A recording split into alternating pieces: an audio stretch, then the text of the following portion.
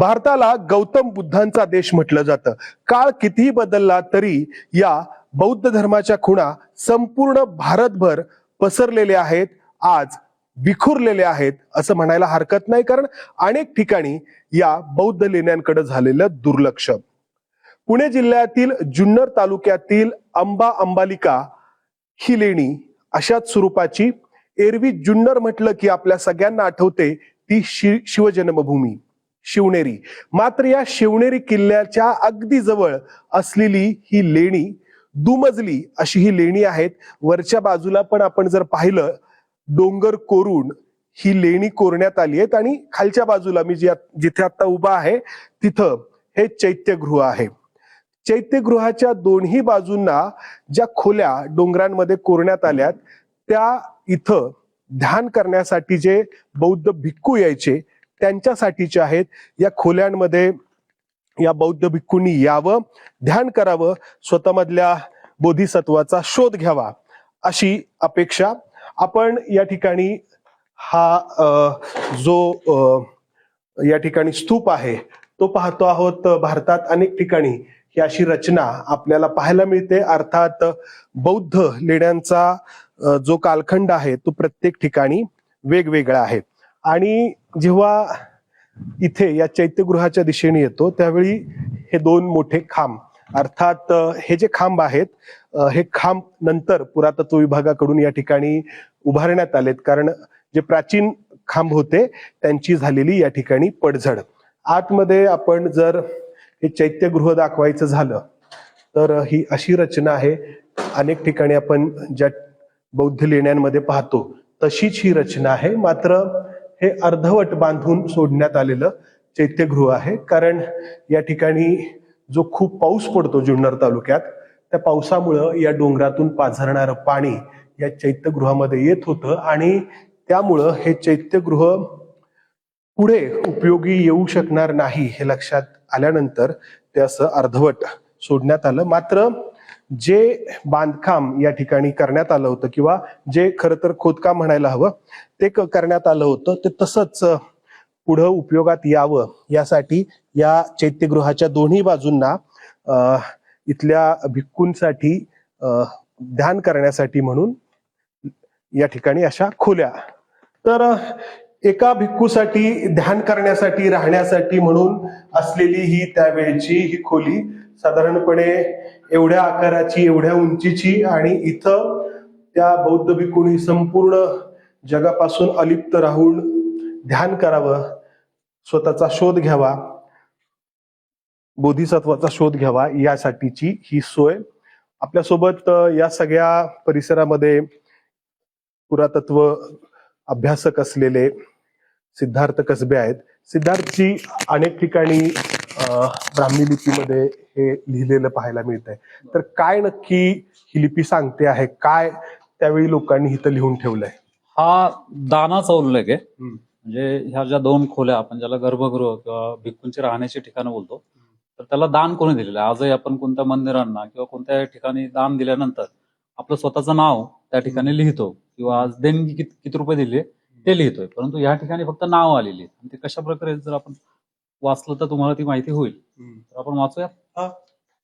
या ठिकाणी ही जी लिपी आहे ही लिपी ब्राह्मी लिपी, धम्मलिपी म्हणून हिला ओळखलं जातं. सगळ्यात पहिल्यांदा सम्राट अशोकांनी या लिपीमध्ये लिहिण्याची सुरुवात केली. 200 वर्षांपूर्वीच्या भारतामध्ये ही लिपी वाचणारा एकही व्यक्ती शिल्लक नव्हता. नुसतं भारतातच नाही तर पूर्ण जगामध्ये ही लिपी अगदी लुप्त झालेली होती. 1,500-2,000 वर्षांपूर्वीच्या भारतीय सर्व आपल्या लोकांना या लिपीचं ज्ञान होतं. कारण की एवढे सगळीकडे पूर्ण भारतभर आपल्याला या लिपीतील शिलालेख वाचायला मिळतात. सम्राट अशोकांच्या सगळ्या ज्या काही आज्ञा आहेत तर त्या आज्ञा सुद्धा ह्या लिपीत आपल्याला वाचायला मिळतात. परंतु जेम्स प्रिन्सिप नावाचे एक ब्रिटिश आले 200 वर्षांपूर्वी, तर त्यांनी या लिपीवरती बराच अभ्यास केला आणि मग ही डिकोड केली. आणि मग जेवढे काही शिलालेख होते ते शिलालेख वाचण्यास मदत झाली आणि त्याच्यातून जो बुद्धांचा जो इतिहास आहे किंवा सम्राट अशोकांचा जो इतिहास आहे ती माहिती होण्यास जगाला मदत झाली आणि पुन्हा नव्याने बुद्ध जगाला या लिपीच्या माध्यमातून समजलेले आहेत. तर ह्या लिपीमध्ये काय लिहिलेलं आहे? तर ह्या लिपीमध्ये आता इथं स्वस्तिक चिन्ह आपल्याला दिसतंय. इथे पूर्ण लिपी वाचतो. भारू कच्छ कान लंकुडियान भातून बुधमितस बुधरखितस च बिगभदेय धम्मं. याचा अर्थ काय आहे? तर भरूच जे बंदर आहे गुजरातचं, आजही तेच नाव आहे भरूच बंदराचं. त्यावेळेस 2000 वर्षांपूर्वी भरूकच्छ नाव होतं. त्या भरूच बंदरावरील लंकुडियानं भातून, अभ्यासकांच्या मतानुसार लंकुडियानं म्हणजे ट्विन्स, भातून म्हणजे भाऊ, बंधू, आणि त्यांची नाव आली बुधमितस बुधरखितस. ख होता त्यावेळेस, आज आपण बुद्धरक्षित बोलूया. आणि बी, बी म्हणजे दोन, ग भ म्हणजे हे गर्भग्रह, देय म्हणजे देणे, आणि धम्म म्हणजे टीचिंग ऑफ बुद्धा. बौद्ध धम्मासाठी गुजरात बंदरावर, गुजरात येथील भरूच बंदरावरील दोन व्यापारी बंधू बुद्धमित्र आणि बुद्धरक्षित यांनी ही दोन विहार बौद्ध भिक्खू संघासाठी दान दिलेत. त्यांच्या वडिलांचं नाव लिहायचं राहिलेलं, त्यामुळे इथं नंतर ऍड केलंय अस स म स पूतान, म्हणजे अस्मसचे ते पूत आहेत. आजही आपण मराठीमध्ये पूत हा शब्द वापरतो. धार्मिक स्थळांना जे दान दिलं जातं त्याचाच हा भाग. ही जी काही गर्भगृह आहेत किंवा या ज्या खोल्या आहेत तर त्या त्यावेळच्या दानशूर व्यक्तींनी दान केलेले आहेत, बौद्ध धर्म या ठिकाणी वाढावा यासाठी. इथं आणखी देखील अशाच खोल्या आहेत. पुरातत्व विभागाने आता या प्रत्येक खोलीला लाकडी दरवाजा बांधलेला आहे. ही ही अशी रचना आहे साधारणपणे. आणि सुरुवातीला जसं दाखवलं, या वरच्या मजल्यावरती, खरं तर 2 मजली नाही, मध्ये आणखी हा एक जर भाग गणला आपण तर 3 मजली ही लेणी आहेत. वरच्या भागामध्ये देखील आपण जर पाहिलं, इथं जी झुडपं आहेत त्या झुडपांपासून खाली हा डोंगर कोरायला सुरुवात केली आणि वरती त्या रेलिंगच्या पलीकडे ज्या खोल्या दिसत आहेत त्या खोल्या देखील या बौद्ध भिक्खूंना वापरण्यासाठी खोदण्यात आल्या. आणि त्यानंतर खाली या ठिकाणी असलेलं चैत्यगृह आणि त्याच्या दोन्ही बाजूंना असलेल्या या खोल्या, साधारणपणे 30 खोल्या या अंबालिका लेण्यांच्या परिसरामध्ये या बौद्ध भिक्खूंसाठी त्यावेळी खोदण्यात आल्या. खाली आपण जर पाहिलं तर हा सगळा जुन्नरचा परिसर दिसतो आहे. जुन्नर गाव, इमारती, एक बस चाललेली आहे, असा नजारा या ठिकाणावरून आपल्याला पाहायला मिळतो. हे प्राचीन संदर्भ असलेलं, ऐतिहासिक संदर्भ असलेलं ठिकाण तर आहेच, मात्र निसर्ग सौंदर्याने संपन्न असं देखील आहे. समोरच्या बाजूला किल्ले शिवनेरी आहे, त्याचबरोबर इथून जवळच नाणेघाट आहे, अनेक ठिकाणं आहेत. खरं तर जुन्नरचा परिसर हा पुरातत्व विभागाकडून जे काही काम होतं किंवा ज्या आर्कॉलॉजिकल साइट्स म्हणतात यासाठी संपूर्ण देशभरामध्ये प्रसिद्ध आहे. खूप मोठ्या संख्येने या ठिकाणी पुरातत्व विभागाच्या साइट्स किंवा जे काही खोदकाम होतं ते आढळतं. आणि याला कारण आहे या सगळ्या परिसराला लाभलेला इतिहास. नाणेघाट बहुतेकांना परिचित आहे.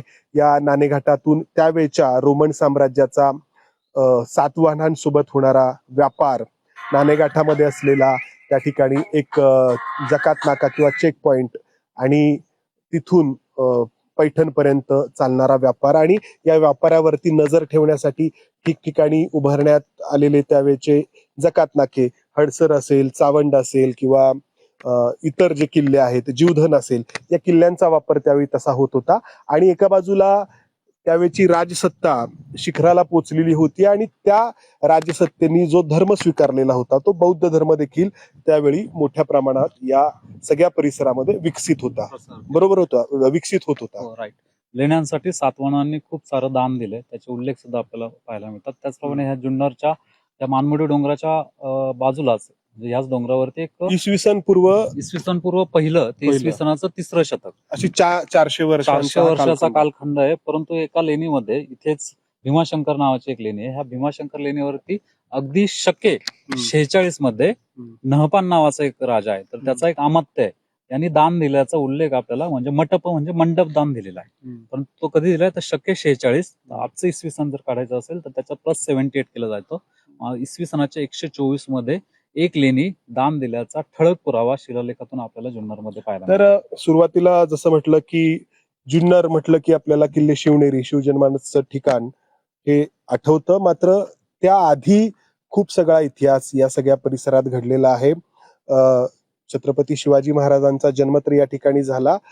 त्यानंतर हा सगळा परिसर जो आहे तो कधी मुघलांकडे, कधी कोणत्या शाहीकडे राहिला, त्याआधी निजामशाही होती. मात्र त्याही आधी काही हजार वर्ष, आपण 2000 वर्षांपूर्वीच बोलतो आहोत, तर या ठिकाणी सातवाहनांचं साम्राज्य होतं आणि इथल्या वेगवेगळ्या किल्ल्यांवरती त्याचे अवशेष अजूनही आढळतात. मात्र हे जे बौद्ध लेण्यांच्या स्वरूपातले अवशेष आहेत ते अगदी स्पष्टपणे दिसणारे आहेत आणि या लेण्यांमधून हेच सांगायचं होतं की शांतता हीच आयुष्याचा सगळा मतितार्थ खऱ्या आहे. अर्थाने जे युद्ध सुरू आहे, हे अमेरिका, इराण आणि जगाला बुद्धांची गरज आहे हे आपण दरवेळेस सांगतोय. तर त्याची सुरुवात 2000 वर्षांपूर्वी ह्या लेण्यांमधून झालेली होती. म्हणजे जंगलच्या परिसरामध्ये ह्या लेण्या 2000 खोदण्यात आलेल्या आहेत. वर्षांपासून माणूस सांगायचा प्रयत्न करतोय की युद्धाची नाही तर बुद्धाची गरज आहे. मात्र युद्ध काही थांबलेली नाहीत. मात्र बुद्ध सांगणं देखील थांबायला नको.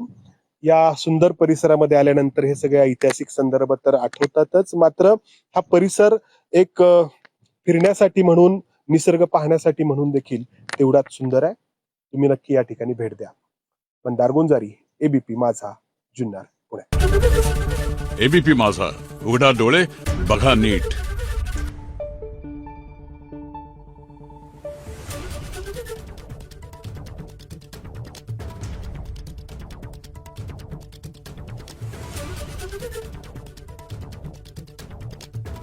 Thank you.